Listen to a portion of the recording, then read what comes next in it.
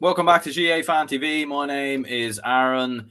Today's podcast, video, everything else, definitely going to be a little bit different to what we usually do. So this is going to be the GAA Christmas quiz. I'm going to be putting Seamus Brady of the Play on GAA podcast up against Matthew Hurley of the GAA Statsman podcast. We're going to be testing out their GAA knowledge, seeing who knows their county better, seeing who knows the opposition better, and some general 2022 knowledge in there as well. So if people enjoy this, hit the like button, subscribe, make sure to interact live in the comments live, or even if you're watching it, I don't know, on Christmas Day or anything of that nature, feel free to follow along, try and guess the answers and everything else. It obviously is the night before Christmas. Obviously it is Christmas Eve, unless some people were living under a rock. So yeah, we're obviously here for the quiz. So lads, are you both ready for this? Shay, I'll come to you first. Are you ready?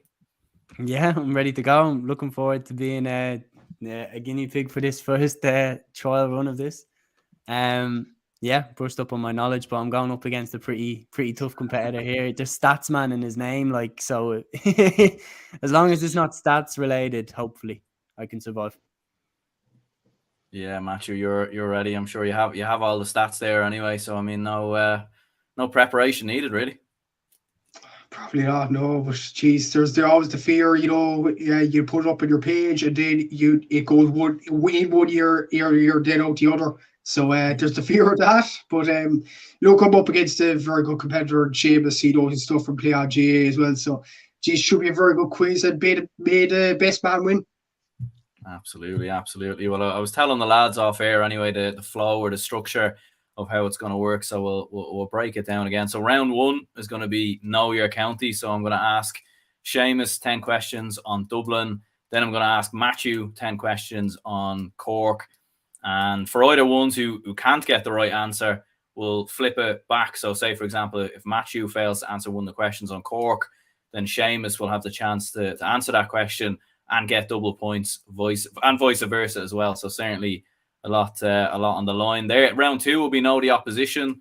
So I'll be asking Seamus 5 questions on Cork. I'll be asking Matthew 5 questions on Dublin. Double points will be up for grabs there as well. Round 3, 2022 knowledge. I'll just be asking 10 questions on basically all GAA related activities from 2022. First person to answer the question gets it right. I mean, it's pretty straightforward there. And then round 4, the GAA Chris Kindle or GAA Secret Santa, if you want to call it that. So the lads will have to think of a player or a hurler or any sort of high caliber GAA profile out there. It can be an ex-player, it can be someone else who runs a podcast, and they'll have to think of a funny gift to get them as well. And the funnier gift will win. So look, who's going first? Should we flip a coin, or is anyone happy to go first?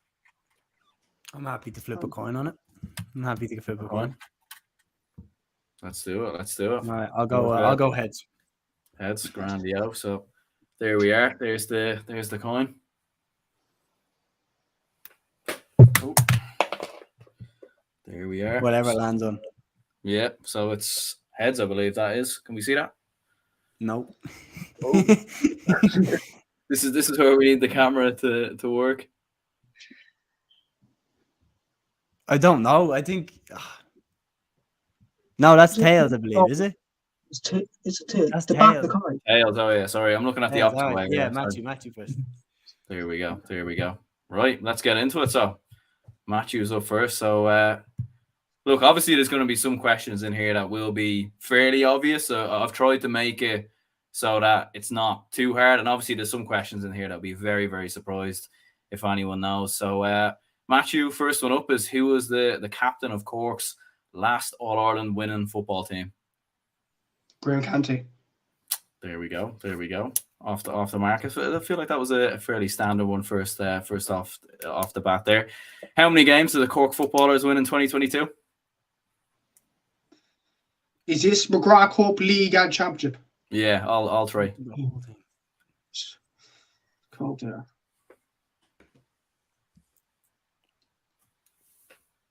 Six. He's got it right. That was a good one. That would have been where I would have been. Yeah. Who's Cork's most successful club at senior football in terms of county title wins? Nemo Rangers. Here we go. 3 for 3. This is a strong start. Who was Cork's most successful manager in terms of All Ireland wins at football? Shot in the dark. Billy Morgan. Yeah, that's correct. I knew that. I thought I might get double points. 2 All Ireland wins. So yeah, right there. In what year did Cork win its first All Ireland camogie title? Oh.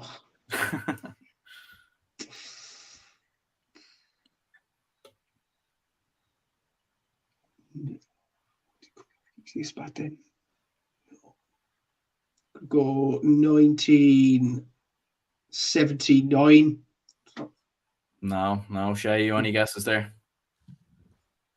I'm gonna say 1984. No, it was 1934. So Okay. Well, a bit off. I actually didn't think the bogey would have existed back then because any sport would develop, but geez, yeah. Believe it, maybe. Yeah, no, that was a difficult one, to be fair. That was a difficult one. How many All Irelands have Cork won in senior hurling? 30. That's correct. That's correct. So 5 out of 6 so far. Who did Cork beat in the 1984 Centenary Cup final?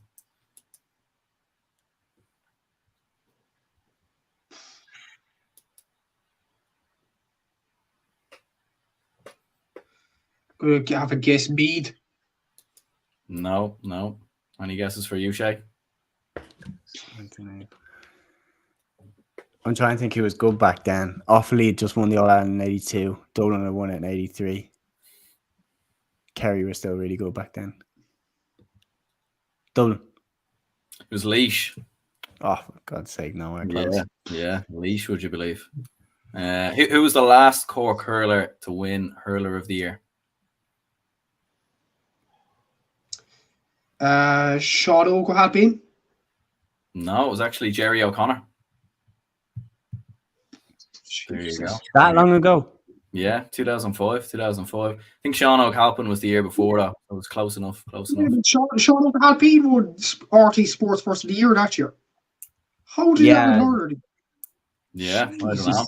Crazy, isn't it? Are you actually serious? So you won? Yeah. Wasn't there something like Brian Whelan was up for Hurler of the Year and he didn't win an All Star? There was something like that one year as well. There's been a few things like that. I remember there's often I think there was a player before who didn't get in the All-Star team of the year but won Footballer of the Year. So I mean there's crazy stuff there. But anyway, Cork last won an All-Ireland in the Ladies Football Championship in 2016. But who scored the winning point at a decisive point to win the game? She always comes up with these sort of scores, so I'm going to go with this name, Ronan Evukula. No, it was Doreen O'Sullivan. Where's the double points? Yeah. Sorry, I'm after completely forgetting there. It's all good. I think I was thinking Valerie Mulcahy, but I think that was another year that she clutched up. I'm completely stitching a Dublin man up there. Crazy stuff. But yeah, so that was So I think that was what 5 correct there, 5 out of 8 correct. So wasn't too bad. We'll move on to Shay then. Round 1. Here we go. So, who is Dublin's top scorer in Gaelic football? All time top scorer. Dean Rock. That's correct. Any a bonus point for saying how much he got or how much he's gotten so far? I know he's only scored like a few goals. I know it's way more points, but I don't think there's any way I could guess this. I know he got the goal against Mayo, So I think I'm going to say 7 goals and 122 points.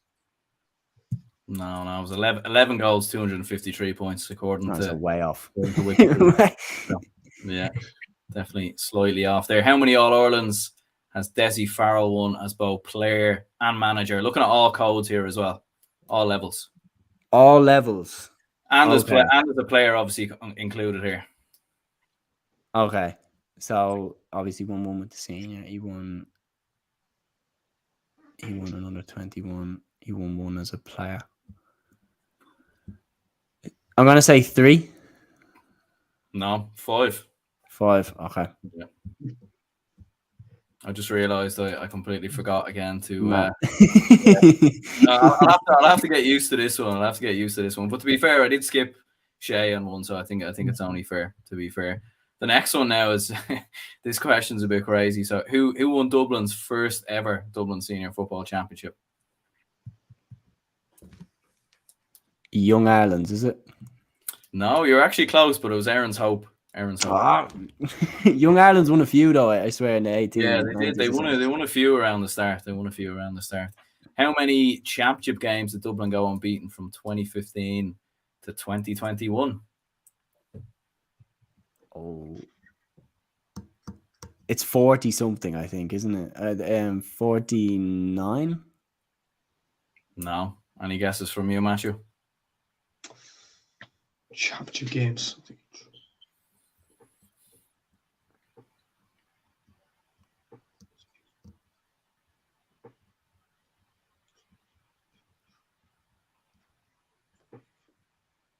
I should have counted before.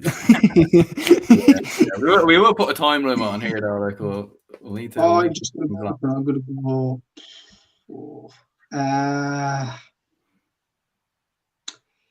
41. No, it was 45. It was actually dead on in the middle. Smack bang in the middle. We share that point. Yeah, between what you said. Most successful club in the Dublin Senior Football Championship? Vincent's. There we go. That was straightforward enough, I think. Bonus point for how many they won? I'm going to say 37. No, 29. 29. It was close, though. Close. Last Dublin footballer to win Player of the Year or Footballer of the Year.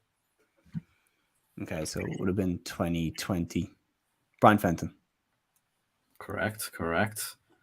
Who was the manager of Dublin's last Leinster Hurling Championship victory? Anthony Daly. And then we have, how many games did the Dublin Hurlers win in 2022? Across all competitions. Across all competitions, yeah.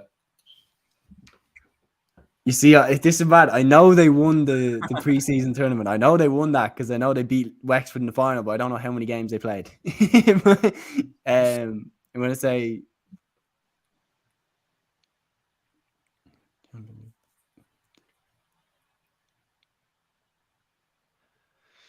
9. No. Matthew, any guesses? Dublin hurlers across all competitions, is it? Oh, Jesus. 7? No, it was 10. Oh, yeah. So I know, so close. So close, yeah. So was it 4 games they played in the preseason tournament? I think it was 3 games. So I think it was two games in the group. Then how many did they win in the league? 3 games. 3 games. So they won 3 games in the league, 3 games in the championship.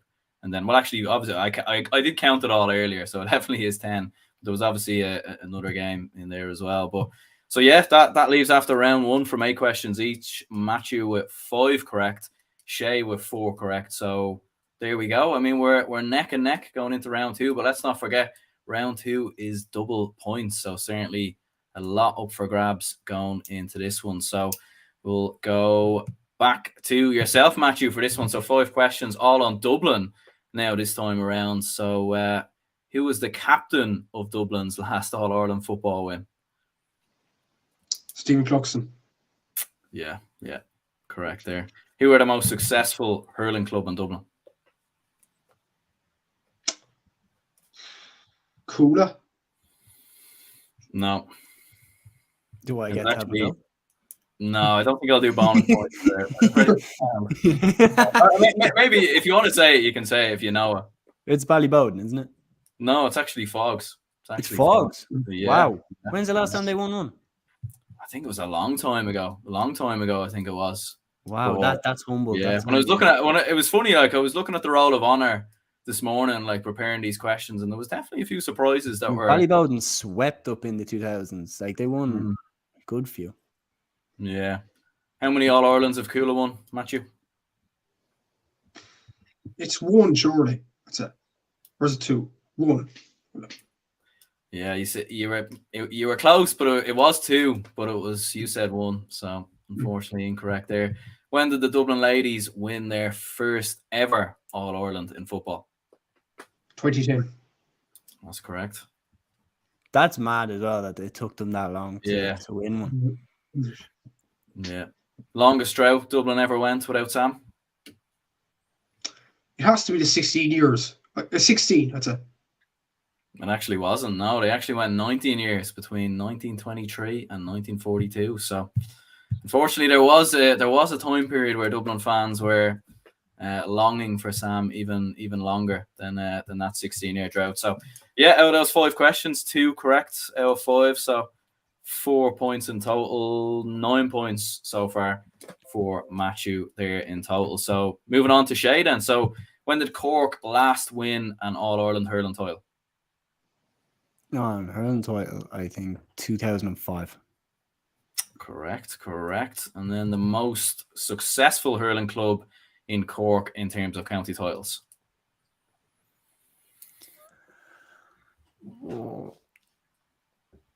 Again, stabbing in the dark. Nemo Rangers. No. We'll leave that for now. But Wait, who is it? It's I was going to say something else there, but it's Blackrock. Okay. So, yeah. Matt's face tells me that should have been a banker. The thing is, Nemo Rangers are a junior A club, James. Okay, So- right, there we go. To be fair, this is why it's called now the opposition, to be fair. Yeah, there you go. I mean, that shows up something. Yeah. How many All Irelands have Cork won in Gaelic football, senior level?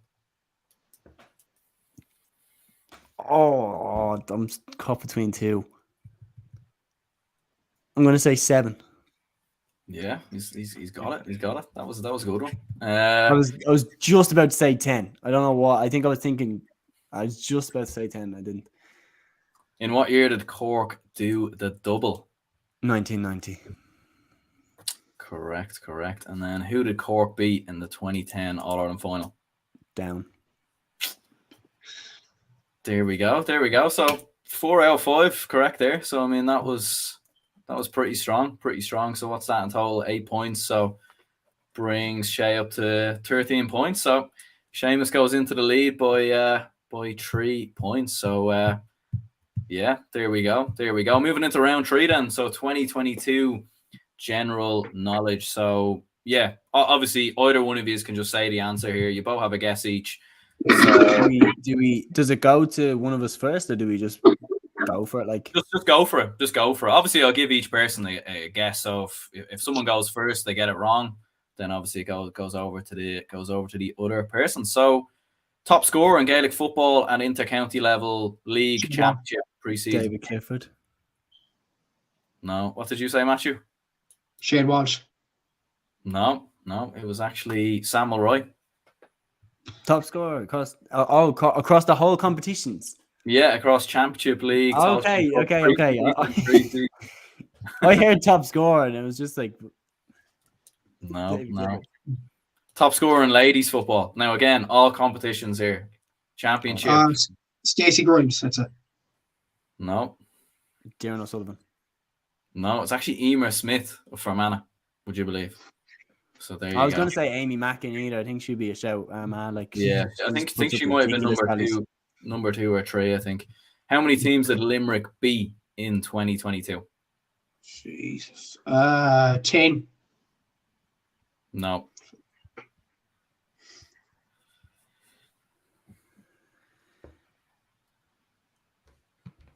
The clock is ticking. 7. There we go. There we go. That is correct. That I was on 5, and then you said, "Take a guess." I was like, okay. Yeah. Derry won their first Ulster title this year, but their first in how many years?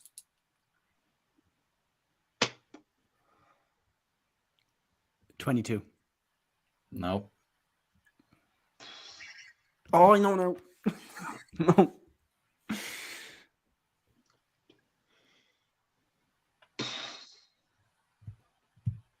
19. No, it was 24 years. 24 years. Oh, they won one in 97 as well, didn't they? No, not 9. Yeah. I don't think. No, I think it was Cavan 97. I think. Cavan was 97. With Derry Yeah, 96 Derry. or they 98. 98. 98? Okay. 98. Where are we here now? Westmeath won the very first Tailteann Cup, but who won the very first game of the Tailteann Cup? So the very first game that actually took place in the 2022 Tailteann Cup. It was a preliminary round game. I think it was on GAA Go as well. So Wexford. no, that was actually the day after. So Shay, it's over to you. Sligo. No, it was Wicklow. Yeah, it was Wicklow who beat Waterford. There we go. Who are the worst defensive record in 2022? Carlow. That's correct. Yeah, well done. And then we have which goalkeeper conceded the least in 2022? Again, all competitions counted. Shane Ryan. Shane Ryan.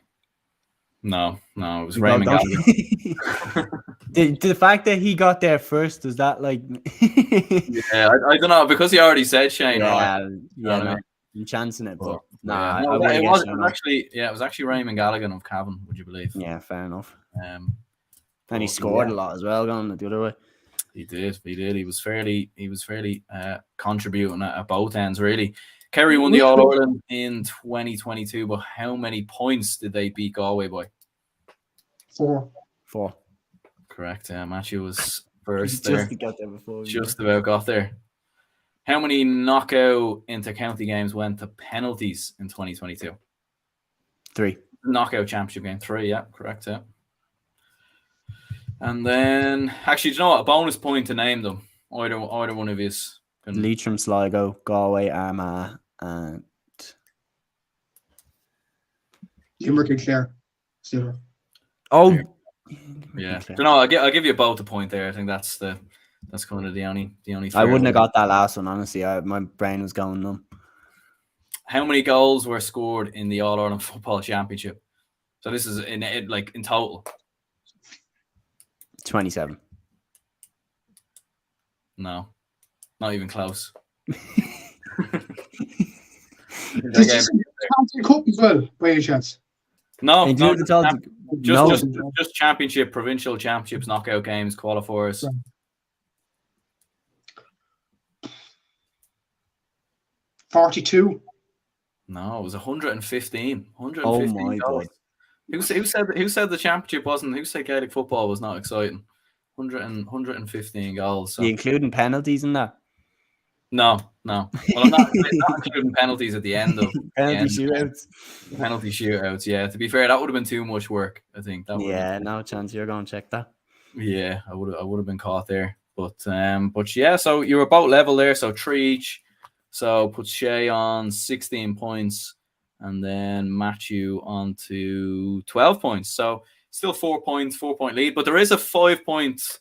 So 5 points for this round. So it's still in the balance here. So round number 4, GAA Chris Kindle. So I'll tell you what. First of all, we'll think of a footballer and a gift to get them. So has anyone got anything there?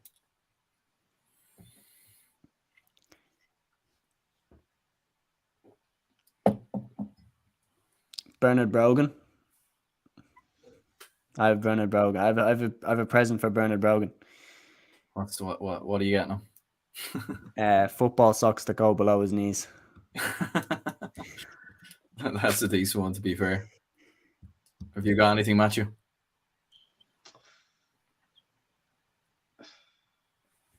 Can you get 2 presents for a lad? Yeah, I'll allow it. Why not? I mean, spending more money, I suppose, but I mean, why not? Why not? Okay. Footballer is Pat Spillane, and the present is a DVD of the Ulster football final this year and a plastic bag. Jesus. Is that for the Sligo New York game? Yeah, he probably needed. Yeah, Jesus. Yeah, I mean, I think he was out on he was enjoying himself in New York. I think. He needs a nerve then as well. Yeah. Geez, that's a tough one. I don't know who to go there. There's plenty of people obviously joining in here in the comments as well. I don't know if anyone's watching live right now. Which one to go with there? That's a tough one, I think. Because I feel like the one you pick, Shay, is good. But I feel like the one Matthew picked is it's a bit more. It's like a package, isn't it? It's like an actual DVD of the Ulster final. Yeah. And then obviously a plastic bag to go with it. I don't know. I probably would lean towards Matthew here, but we'll see. No, because puke football and everything. Yeah. No. That's a better one. That's a better one. Yeah. Because that actually has, what's the word? That has like layers to it. You have to get it. Yeah. Yeah, no, I'd go with that one. I hold my hands up. Well, there we go. So that puts Matthew into the lead. So we're at what we at there now? So we're at 17 points to 16. 17 to 16 in Matthew's favor. Any hurlers maybe? If we pick one each there, anything we can think of? Actually, do you know what? I was going to choose. I got one. Yeah, go for it.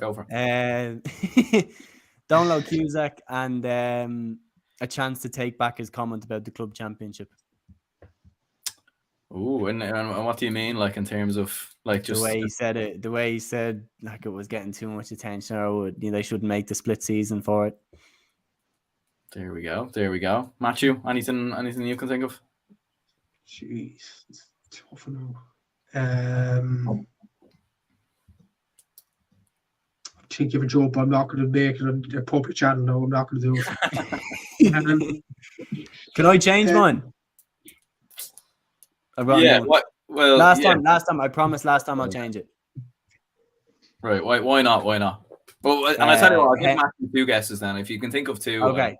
My second one is Henry Shefflin and a friendly handshake off Brian Cody. Yeah. Fair. All right, Matt.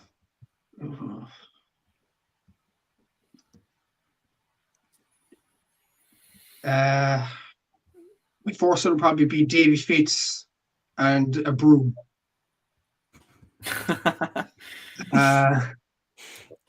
Jesus. And what?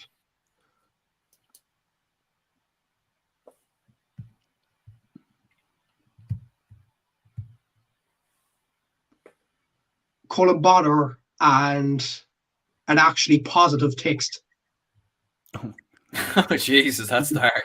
A positive, well done. Maybe a Christmas card or something like that. Off Liam Cahill. Yeah. That's a tough one as well. The Davy Fitzbroom one I really like. I think that's Davy Fitzbroom one is good. But your one as well with the handshake. The handshake was funny. Yeah. It was like I've never seen. Remember before the Kilkenny Galway game that I think it was before the Leinster final. They just had a split screen of like Brian Cody and Henry Shefflin. Like they were lapping it up. Like yeah, it was literally the main thing, wasn't it? Like it was all that everyone was focusing on.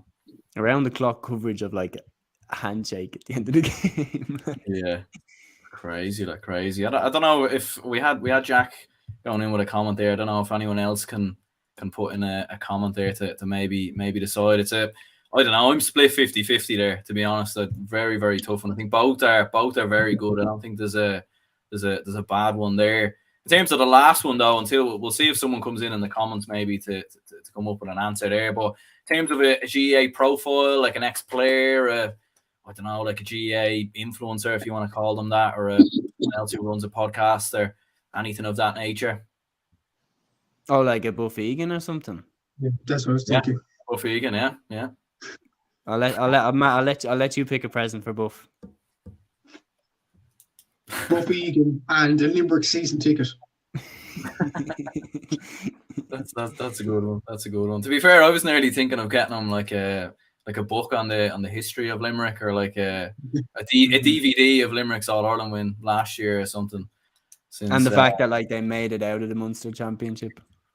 Yeah, you could literally have his tweet like printed on the DVD. Literally, like put it on the back, like instead of the text or whatever of the whatever on the back of DVDs nowadays. Wait, I'm saying, can we include pundits in this? Yeah.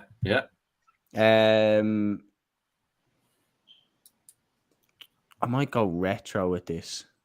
I might go like back to 2013. Joe Brolly and Sean Kavanagh's head. Yeah, like literally just get it on a cake or something like that. Get the moment that he pulled down Conor McManus and like put that on a sticker and like, there you go, Joe. Yeah, Jack actually had one here. He said gloves for James O'Donoghue. Maybe a shout, yeah. Because I think he was giving out about gloves, wasn't he? I think earlier in the year, players wearing gloves. Even though he actually did wear gloves once before. I think there was an image going around of him wearing gloves. So, yeah. Yeah. I might get a lot of stick from Mayo fans here, but Lee Keegan. You know what's going to happen here. Lee Keegan and a Celtic cross. Oh my god! Oh yeah. It had to happen, didn't it? It had to happen. To be fair, I had one wrote down here earlier as well. The second Mayo came out your mouth, I was like, oh no. Yeah, I had one here written down as well, and it was both. The Mayo fans, they might just want to switch off now while they can.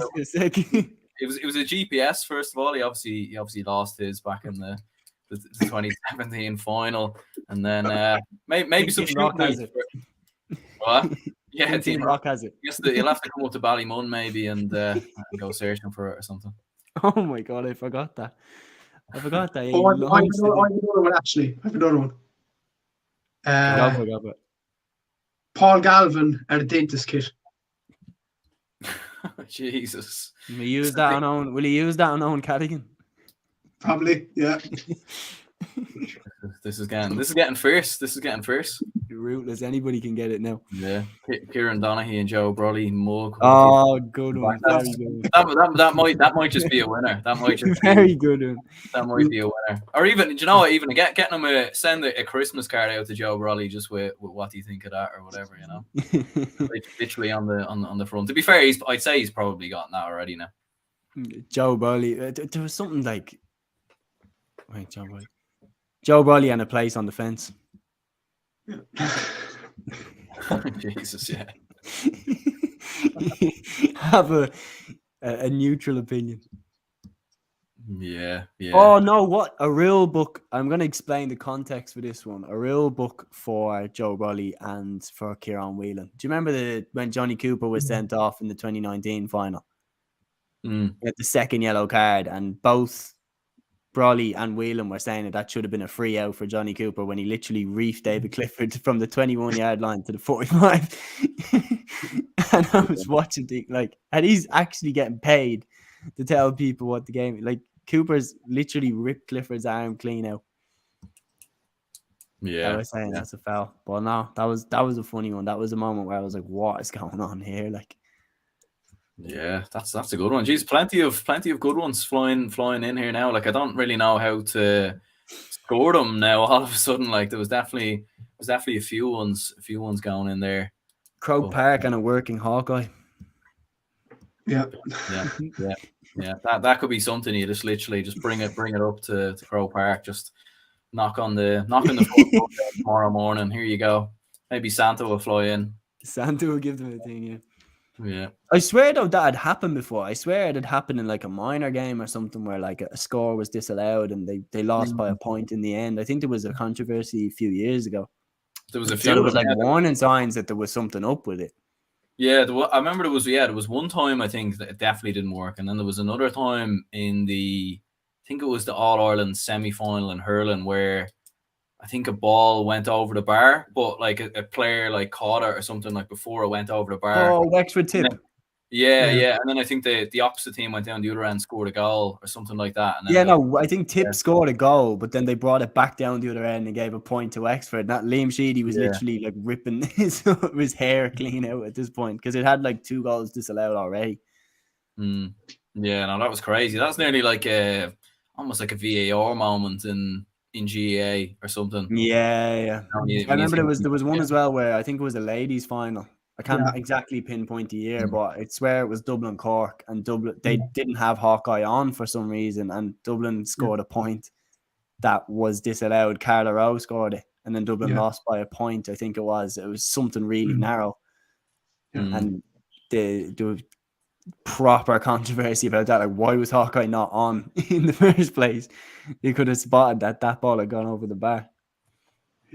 Yeah, no, there was definitely some crazy moments. Hopefully they do get it fixed anyway, going into 2023. Well, yeah, I think what I'll do is I'll add 5 points for the Hawkeye one, Crow Park. I do like that one, and then I think I'll just add the 5 points for the Matthews one with AV Fitz and David Fitz and the Broom. That was good. Yeah. And there was 5 points. Give 5 points to the person that commented Donaghy with the mug as well. Yeah, I think we'll have to put them in the standings as well, potentially. So yeah, I think that will leave it then as Matthew as the winner there, 22 points to 21. So there you go. I mean, it was competitive throughout. I mean, Matthew started off as the front runner. Shea came back into it and then dominated, but in came Matthew at the final couple of minutes, a bit like the 2011 All Ireland final, the Kevin McManaman moment. It made quite similar this actually to the 2010 All Ireland semi-final between. Pretty similar. I think the turning point was the football one, the Pat Spillane in a bag and an Ulster final. That was the that was the clutch. That was the clutch moment. That was the. Yeah, well, see, because the last round is 5 points as well. Like it's but I obviously wanted there to be a bit of jeopardy. Like I'm not gonna have it as a dead rubber, like, or there's 5, if someone's 3-4 points in front and then it's over. Yeah, really. I don't know. But yeah, there was one question in here actually. Just for the crack, it was a question for Matthew. He was the core captain in the 1999 All Ireland win over Kilkenny. Oh Christ! I've no idea who this is actually. Is it Alan Brown? I don't know. Yeah, I've no idea. If someone in the comments, Alan Brown was big for that team. I don't know. Well, I'm thinking that was a very young team. I mean, that was Jimmy Barry Murphy's first year, wasn't it? Yeah, I was also saying Barry Nash, the Galway 23. I don't know if that. I think that was the Hawkeye moment. I think. Oh yeah, the Hawkeye. Yeah, unrelated. I'm thinking that was the old team, as Seamus was saying. That's why probably I'm thinking Sean Oak or Ben O'Connor. That's what I do anyway.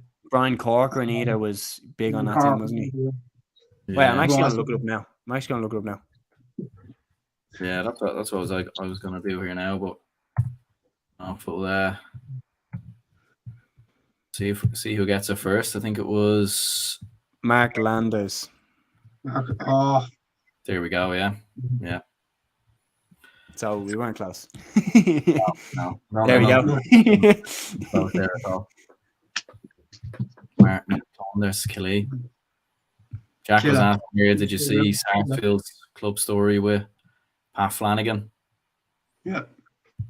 Bit of an interesting one. I seen there was another club commenting in the tweets after as well. Like, I mean, some interesting stories flying around there anyway. Yeah, no doubt. I feel like it'll be an interesting period now. I feel like there'll be a lot going on. I think the one that interested me was obviously Cunningham going to Port Arlington. I think that's a serious skill for them. Like, that's, a top manager, not only in Gaelic football, but in hurling as well. And now he's becoming a club manager for a side that have already won 3 in a row in Laois there. So, I don't see them being overthrown anytime soon.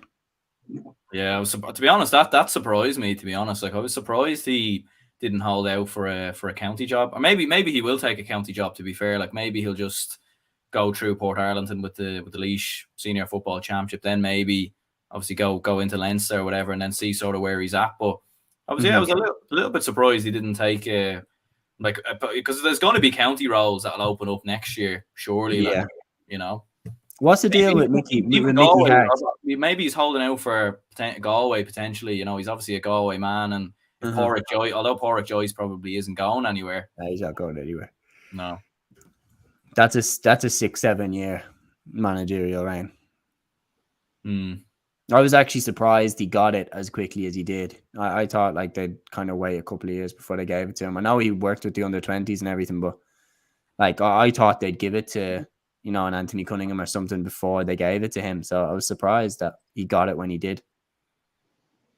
Yeah, no, it was a left field appointment. Like, and usually a lot of the time when you see these type of appointments, like obviously hurling managers going into football or football managers going into hurling, it rarely works, to be honest with you. So it was surprising. What's your stance on that, lads? Actually, like an outside manager coming in and managing a different county. Like, do you think that it's a good thing, or do you think that a county should try and keep a manager? Because like Aaron, like for me and you, like, has there ever been a manager apart from obviously on the hurling side? There has been, like, but the football, I can't think that there's ever been a manager from outside Dublin as managers. I'd say it's probably the same for Cork. Like, Cork don't really turn to anyone else like they. Yeah, it's a strange one. Like, I remember Pat Gilroy was in charge of the Dublin Hurlers, and I actually didn't think he'd done too bad. He was only there. Like him and Maddie Kenny were there. I think that was. Yeah. Oh no, it was Cunningham. Sorry, Cunningham was there with Gilroy. Yeah, it was actually. Yeah, it was. Yeah. And that was a strange one. Like, because it was. I remember, like, at the time there was like sort of mixed reaction. It was like, geez, like, what if he ruins his legacy a bit here by going in with the Dublin Hurlers, or, you know, like, is he like, what kind of reason is he actually going in there for? But obviously he only lasted a year. I don't think he done terrible, but at the same time, it's one of those things where, like, it's hard to kind of judge Dublin hurling managers a lot of the time when you're going up against so many other good counties. But no, there's not too many I can. There's Galway. Like, we talked about Galway there for such a big county with such a big population. Galway have had, you know, they had Joe Kernan as their football manager at the start of in 2010. They had him in charge. That didn't work. And then in the hurling, obviously they've got, you know, Henry Shefflin in charge there now, who's a Kilkenny man. Like, I would say that they're more than a big enough county to be able to kind of go with their own. Like, it's an interesting one. They must think that there is something to it. Like, yeah, Jack was saying here as well, actually, Cunningham for Cork next year. Ben Cunningham, is it? Probably, but yeah. Anthony is the football manager if Rickon don't come back. I think Cleary's in the. Yeah, I think he's in there. Do you reckon Rickon will ever have another go with Cork? No, I'd say not. I'd say not. No, I think he's an excellent manager, but I just think the health problems. I think it's got too much for him. Yeah. But in regards to Cork, I think the only outside men we've actually brought in are coaches, basically, not managers. Yeah. So we've never done it in hurling. We haven't. We should have brought in like Davy. Davy came in for Camogie, and that was it. Really. We haven't done much. I think the only in football was Ray Keane, Peter Keane's brother, came in as like an assistant coach with the footballers, and now this year with Kevin Walsh from Galway. That's it, literally. So, no, but like, for example, like with Liam Cahill, like I found Waterford have really given an ace to Tipperary there. Like, Liam Cahill knows the team inside out, and now he's Tipperary manager. Like, like when it kind of, because let's be real, like we all saw that coming. Liam Cahill was going to be Tip manager at some point, and he's learning Waterford inside out. So now when they play each other in the Munster Championship, he probably knows already who he's going to put on Gleeson, on Desi Hutchinson. Yeah. It's clever though, isn't it? I mean, you can see Henry Shefflin maybe doing something similar in Galway. Like, you know, he's going to get the Kilkenny job at some point. I know Cedric Wing's gone in there, and he'll probably be there for like 3-4 years, and possibly more. Maybe he'll even do a Brian Cody. I don't know, but like. But at the same time, you know, Henry Shefflin's always going to be lurking and sort of in the background. Yeah, but I would still think that Henry went to Galway with the intention of ending up at Kilkenny. Like, I would still think that that's where he wants to go in the end. Like, that's his home county. Like, So it's an interesting one that Galway actually allowed him to take the job or wanted him to take the job, because it's like he is going to go to Kilkenny at some point if the offer comes up. So then he's got, and Galway's talent coming through, the likes of Evan Nyland and these guys. Henry's going to know them inside out. Like, he's going to be the first man that they've played for properly. Like, it's an interesting one that they've gone with that. But geez, even now, I'm thinking of the football landscape at the moment. Like, I'm thinking, who's actually got into the big counties from outside counties? Like Galway, you mentioned Joe Curran there, Seamus, as well as that, John O'Mahony. So that's two from Galway. Yeah. That's got in from outside. Cork, haven't had anybody. Kerry, no. Dublin, no. Mayo, no. Tyrone, no. I don't think so anyway. Yeah, not really. Armagh, no. Kildare have in Ciara Mageely. Meath have in Macanady a few years ago. McGeeney with Kildare was a good team. That was a damn good team at the start of the 2010s. That was a really good team. The fact they didn't win a Leinster title still kind of... They should have. I mean, let's be real. 2011, that free that Bernard Brogan got, I still don't know what that was for. And the ref called it from the other half of the field. Yeah, no, that was probably one of the worst decisions. One of the worst decisions I've ever seen.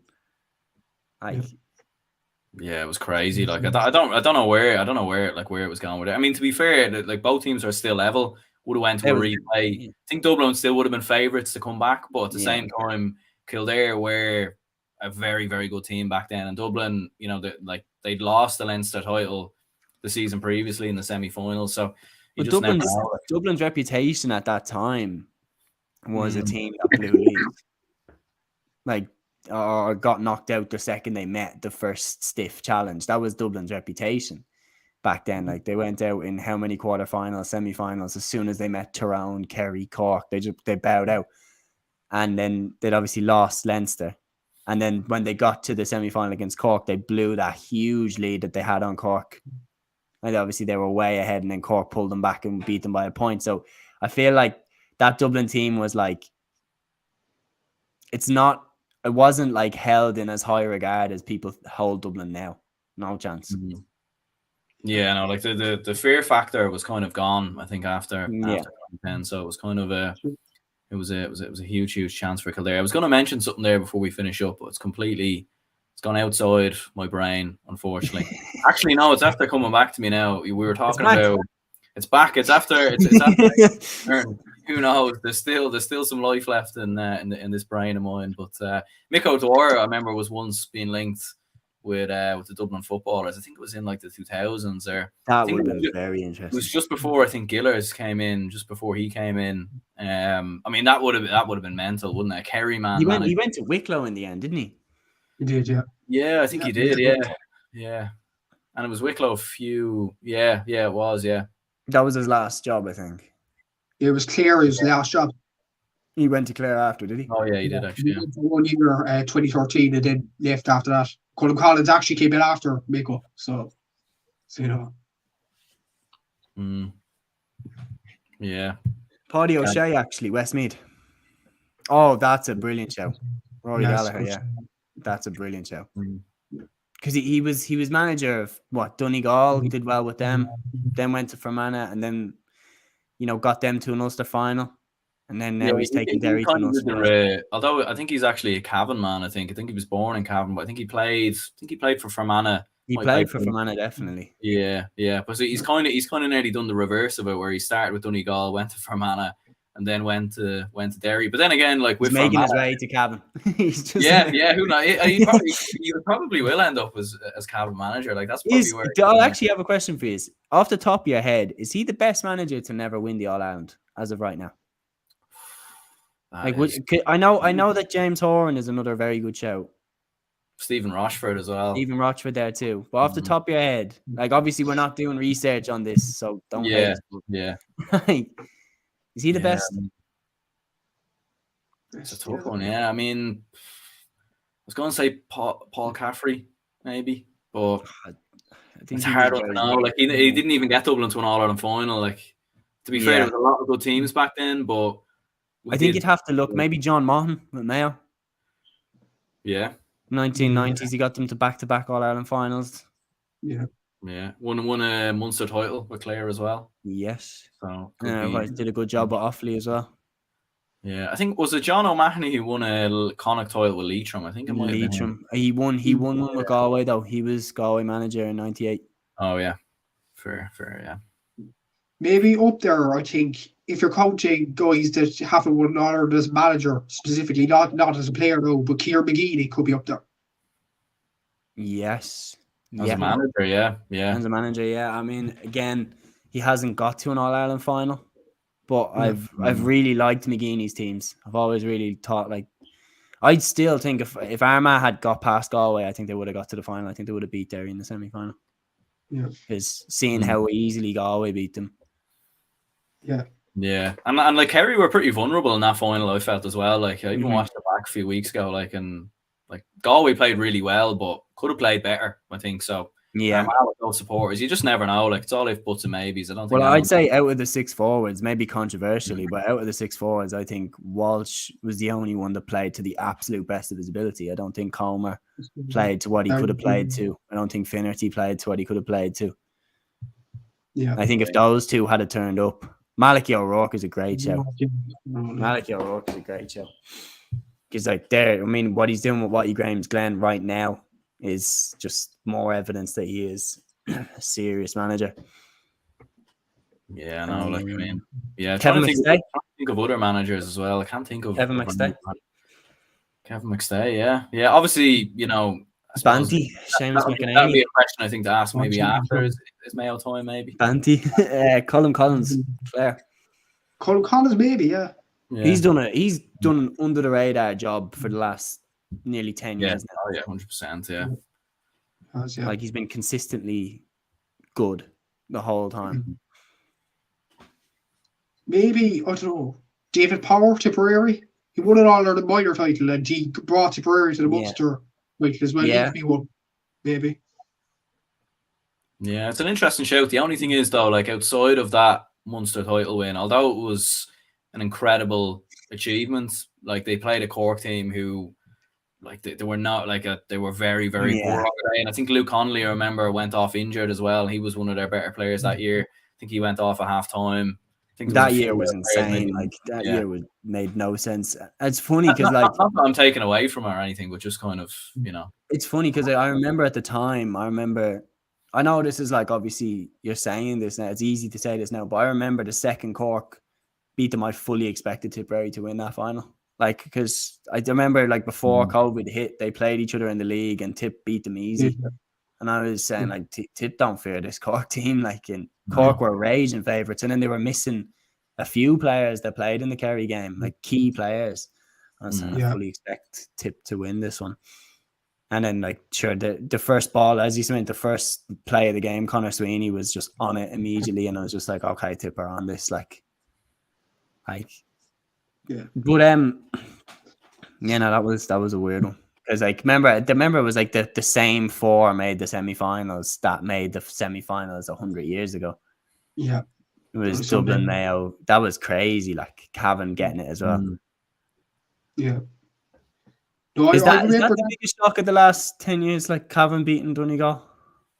Probably is. I went into that day thinking, even as a Cork fan, I was the same as you, Seamus. I was thinking we're gonna lose this game because I was thinking the Tipperary game before COVID, people seem to forget it, but Tipperary were superb against us, and they were superb against us. They beat us in 2016 as well, so they had form. So I was thinking this Cork team has the potential to collapse, and they did. But going into the Cavan Donegal game, I did give Cavan a chance. Oh, I didn't. No chance. I thought Cavan had. I really thought Donegal were going to blow They barely scraped past down, I think, as well. They barely got past them in the semi. Although they beat Monaghan, to be fair, they beat Monaghan. And I remember even against Antrim, I think, in the quarterfinals.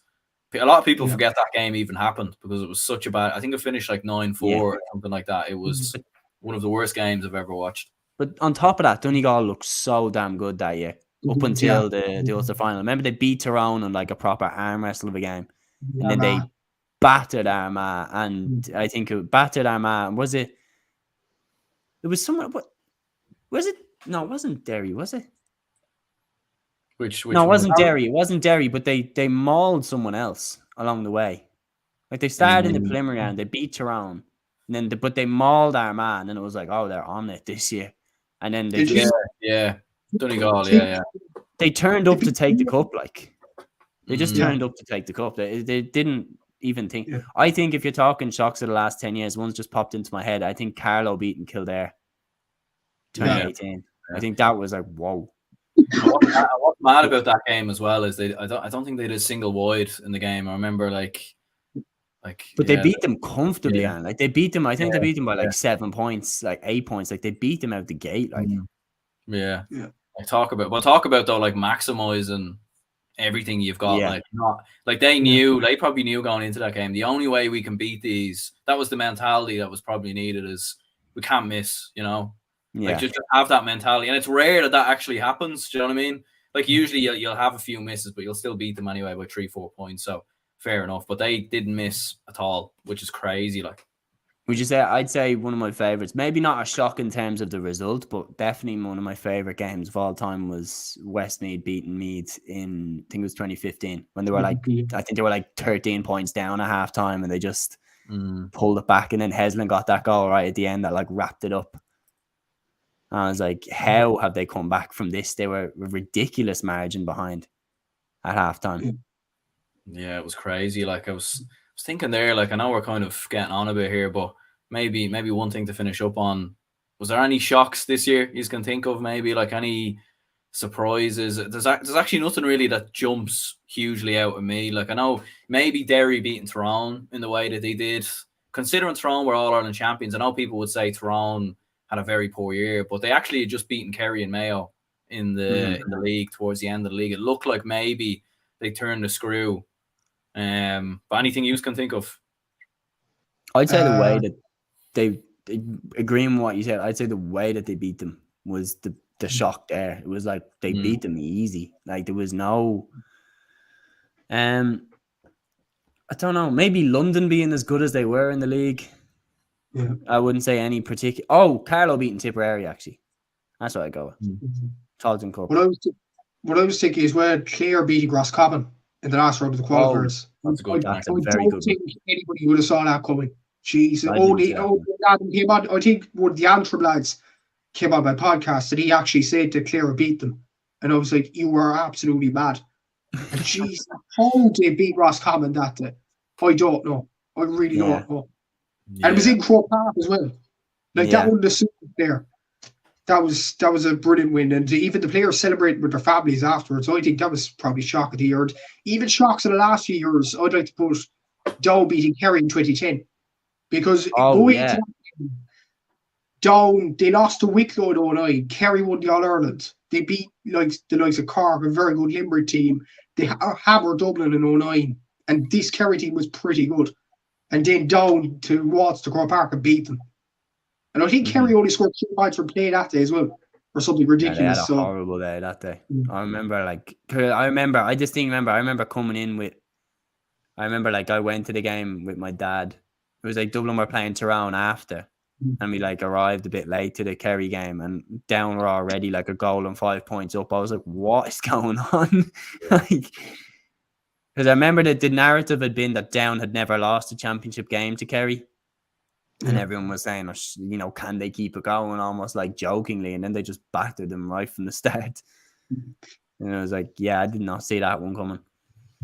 Yeah, Jack even has one here. And then Cork beating Kerry. I mean, that actually. I know it's a weird one. I know it's kind of an anticlimax because Cork obviously lost against Tipperary in a Munster final. So you might look back and think maybe it was for kind of nothing in the end. And obviously it was a very strange game. Like, I think people forget that last minute goal. I think it's fair to say Luke Connolly was going for the point there and it just sort of floated in. It was just one of them, But look, you still won the game. You still beat them. Do you know what I mean? And, I mean, Kerry should have put that game probably to not bed. going to happen anytime soon. Yeah. Like, to be honest, I remember Clifford pinging a shot off the crossbar in that game from like the 21-yard line or something like. But I think how they ended up winning that one was so funny. Like, I remember watching that ball hit the net and being like, "That's it, they're out." Oh my god! Like the year that Kerry, and I knew Peter Keane was never going to be forgiven for that one. Like, I mean, Kerry's standards are so high, to go out in the first round of the championship, it was never going to go down well. Yeah, wasn't no, jeez. And sure, even at the same time though, Powter mentioned on the Sideline Live podcast that once Kerry had Brian O'Biogley playing in wing forward, and then Ronan Crowley, I think it was the other player. Yeah. Or Buckley, was it? Or Ronan Buckley. I keep getting confused, to be honest. But them two wing forwards and their defensive players, Cork were thinking, let's go at them. Yeah. And that was the main thing. I know Cork were brilliant that day, but it was mainly down to Kerry's stupidity looking back at it. Like, why were we actually defending against a team that was in Division 3?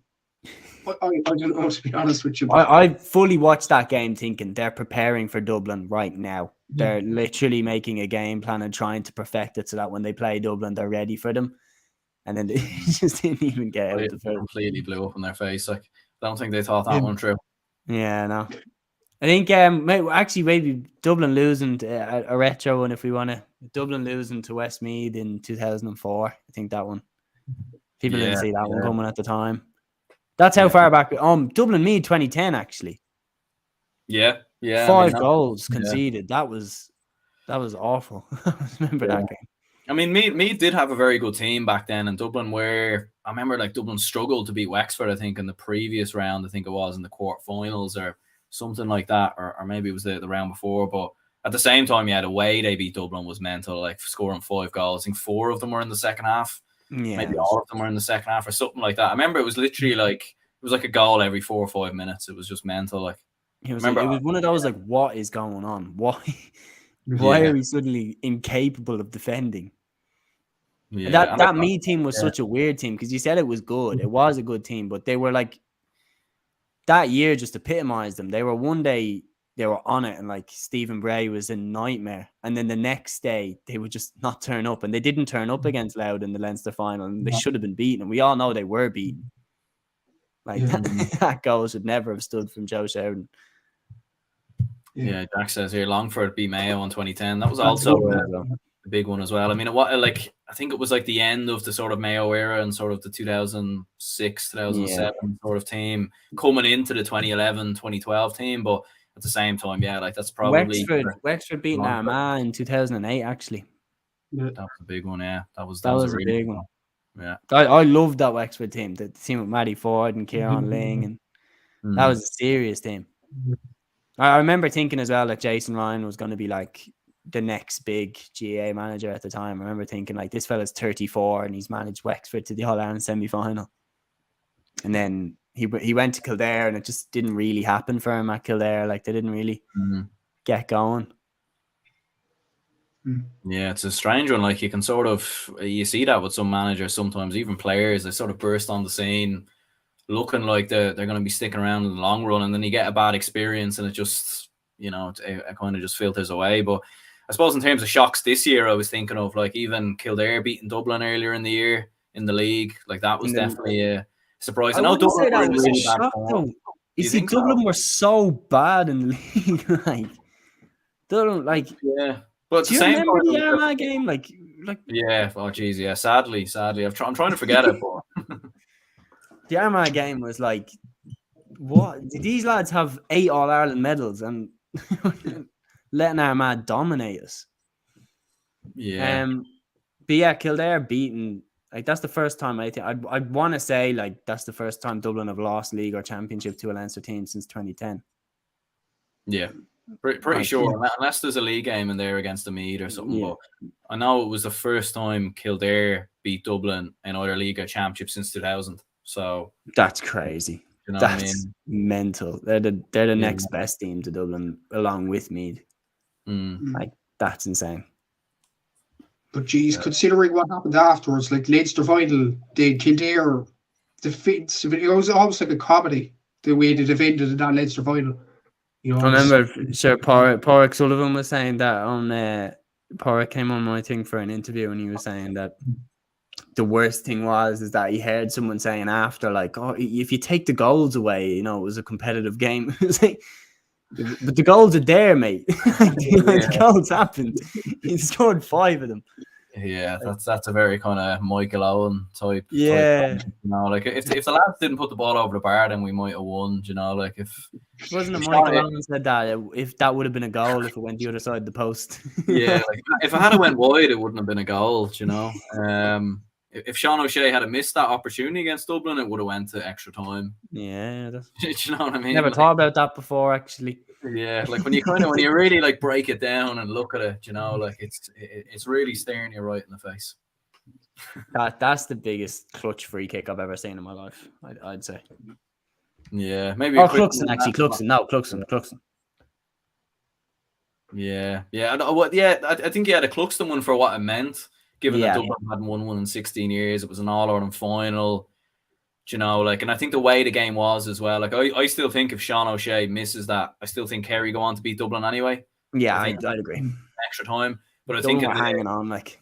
Yeah, but in the 2011 All-Ireland final, like the experience of that Kerry side, like maybe Dublin would have went on. Like they kind of had Kerry were sort of rattled, to be fair, and with the atmosphere and everything else. Actually, to be fair, that would have gone to a replay though. It would have actually, yeah, and you would have imagined that Kerry, like, sort of in their pomp at that time, might have regrouped and possibly won it. And you think of the course of action that might have changed maybe because of that. But yeah. But what do you think, Sean O'Shea moment of the year? Definitely. I think if you're talking everything that was in that moment, like the amount of practice he must have put into those frees as well, like, but mentality wise, there's none like him in terms of a free kick taker. Like, he just iron will, like, he nailed it. Like, that was one of the best. I think that is the only other free I can think of if you're talking like an unbelievable free kick. Rian O'Neill against Galway, that was an amazing free kick as well. When you think of the fact they were losing as well when he broke that, and like if he misses, like with Shawnee O'Shea, it was more kind of like give this a lash. Doesn't really matter if it goes wide because we'll just. But Rian O'Neill, like it mattered if he missed that kick. Like it really mattered if he did. I'd say the other one is that I can think of in terms of just best free kick, not clutch, but I remember Brian Sheehan boomed one over from a distance where I was like, how, like you wouldn't even think about shooting from there. And like Morgan against Kerry actually last year in that semi-final. Yeah. Morgan's kick was from like 90 meters or something. Yeah, it was nuts. Like it was like I remember thinking at the time, I was like, what is he doing going for and then it goes, you're like, what? what is he actually just done there? I think there was another one as well, like that year, I think where Rory Beggan just found himself in the midfield and just had it go. I was like, all right. It was against Dublin, I think, in the league. He kicked one over from like the opposite 45 and comfortably as well. And he has a weird little run up where like he doesn't run to the ball with any momentum. It's like he's pinging it across an Astro to one of his mates, and then the ball goes 100 meters. Like, yeah, there was another one here, 2004 from Mana, getting to an All-Ireland semi-final, beating Armagh. That was a banger. Yeah, that was a huge one. And I remember Armagh were like serious favourites as well because they'd obviously won the All-Ireland 2 years previously, I think. Yeah, so that was a huge one. And funny enough, for Armagh even took Mayo to a replay that year as well. Like to think, they nearly got to an All-Ireland final, which would have been. Correct me if I'm wrong, but they're one of the only two counties to have never won a provincial or an All-Ireland title. Yeah, I think so. Yeah, I think it's Fermanagh haven't won one. Leitrim have won one. Leitrim have won two, actually. Leitrim have won two, 1927 and 1994. And then I should have asked you that earlier. No, well, I have family from Leitrim, so like maybe that's my county if it qualifies. But I think I don't know what the other county is. I think I'd hazard a guess. I think that's Wicklow. I don't know why I'm thinking it, but. Have London won a Connacht title? No, but but I suppose New York. Yeah, I'd be surprised if Waterford won a Munster title in football, but maybe they did back in the. They won it in 1896. I think I saw it on the program somewhere. It's one of those where you're like the proper young Ireland's.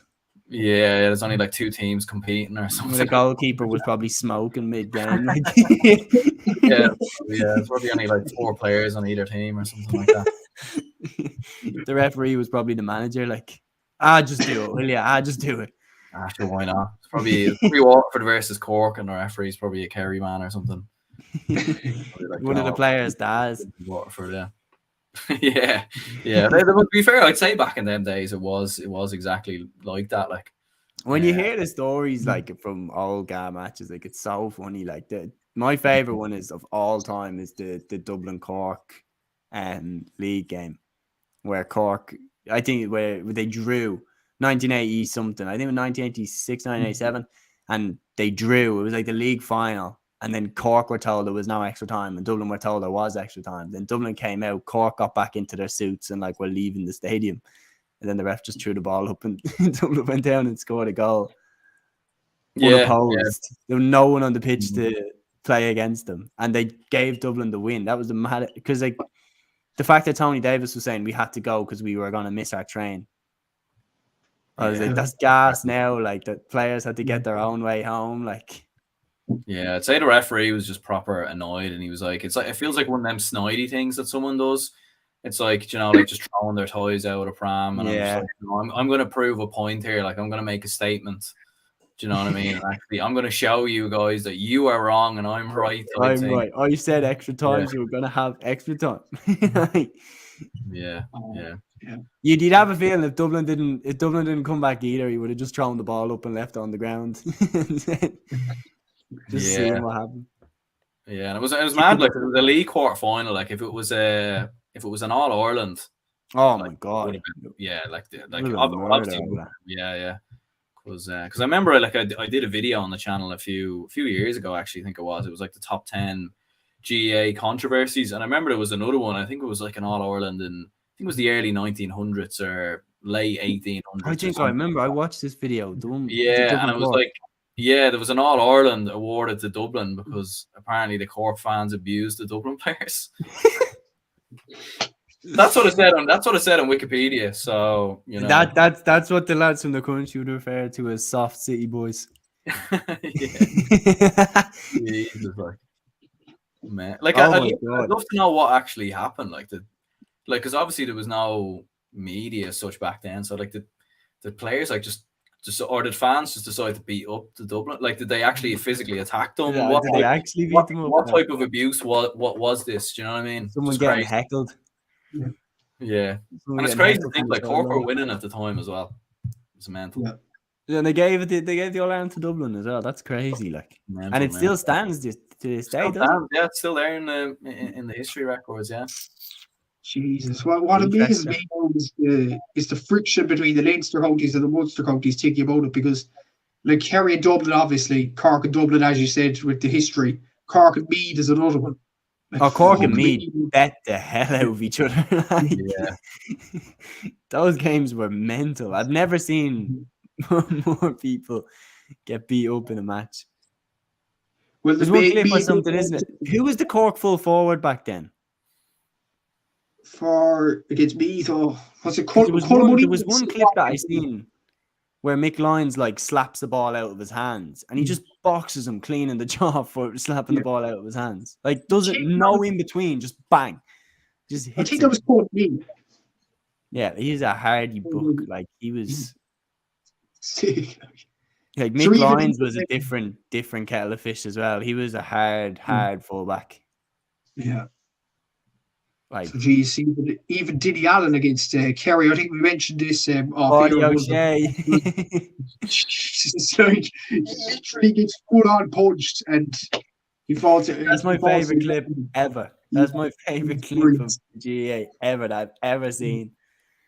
The fact that like the ref tries to stop them and slips as well and falls right in between the two of them, and then he makes them shake hands.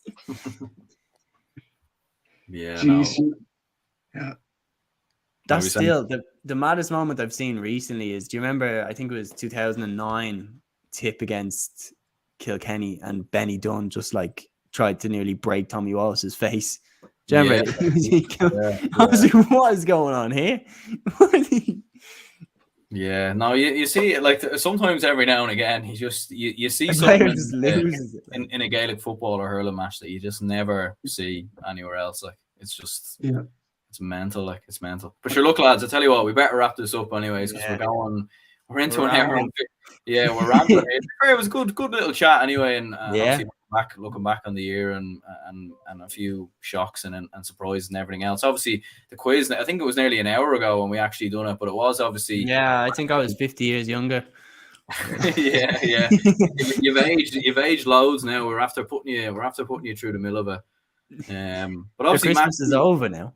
Christmas, yeah, I know, Jesus, it's 1 hour and 14 minutes until Christmas officially. So we better get to bed. Because Santa will be into us soon. But yeah, obviously Matthew is the winner. So we might do another one maybe if people want to see it. Put it in the comments down below. Put it live there so I can see it, and maybe we'll get someone on for Matthew to see if anyone can beat him. Wait. I think, Aaron, this is the perfect time to give Matthew an opportunity to call someone out. There we are. I mean, yeah. The floor is yours. Or you could do the matchmaking. You can be Dana White. Yeah. I'm the Eddie Hearn over here. Eddie Hearn. And I'm looking forward to it. Worthy winner. Jeez, okay, last comment. Joe Brawley, if you're watching this. If we can get him on, then fair enough. But I don't know. So I think I seen an article he posted earlier. I think he's busier things to fry at the moment. But yeah, no, we'll definitely do it again anyways. And cheers to anyone who tuned in. Hit the like button, subscribe. Make sure to check out the lads podcasts as well. Obviously, play on GAA and the GAA Statsman as well. Just search it on YouTube, search it on Instagram, Spotify, any of those platforms, and you'll be able to find it. So cheers lads for coming on. No worries, Aaron. Thank you. Thanks very much.